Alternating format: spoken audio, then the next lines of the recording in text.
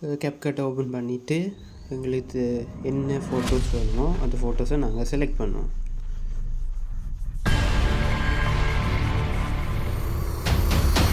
Okay, நான் வந்து 5 photos எடுக்கிறேன்.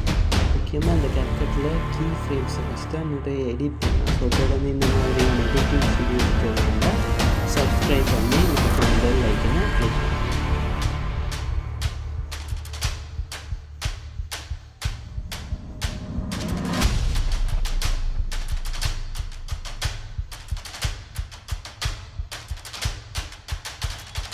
இப்போ அதில் கீ ஃப்ரேம் நாங்கள் ஆட் பண்ணி லாஸ்ட்டுக்கு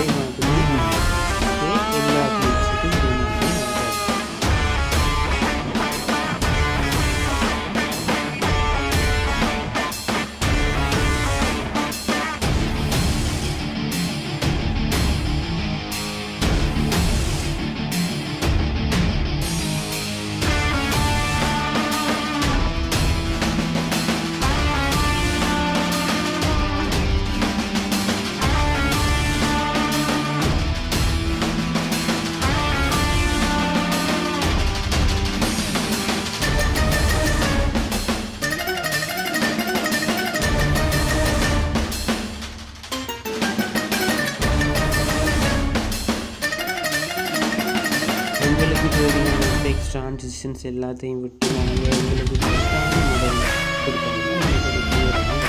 ஸோ இதுக்கு முக்கியமாக கீஃப்ரேம்ஸை பார்த்து கொடுக்கணும். ஸோ அதோட ட்ரான்சிஷனுக்கு பாடி எஃபெக்ட்ஸை செலக்ட் பண்ணி அதுக்கு ட்ரான்சிஷனுக்கு ட்ரான்சிஷன் சவுண்ட் எஃபெக்ட் பண்ணி சவுண்ட் எஃபெக்ட்ஸ் அந்த ட்ரான்சிஷன் ஷாட்டில் கரெக்டாக அந்த டைமில்